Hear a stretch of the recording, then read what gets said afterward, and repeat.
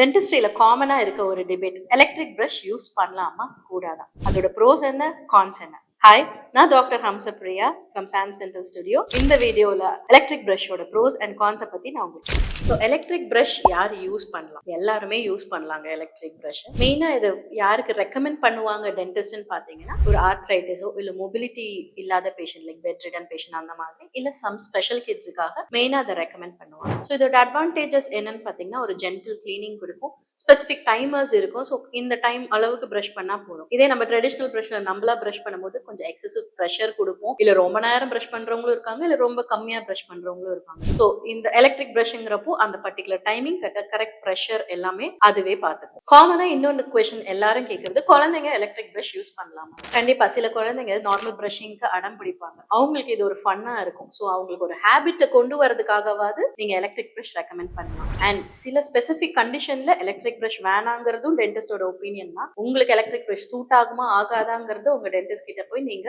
கேட்டு தெரிஞ்சுக்கோங்க. Cons of electric toothbrush அப்படின்னு பாத்தீங்கன்னா, பெரிய டிஸ்அட்வான்டேஜ் எல்லாம் எதுவும் கிடையாதுங்க.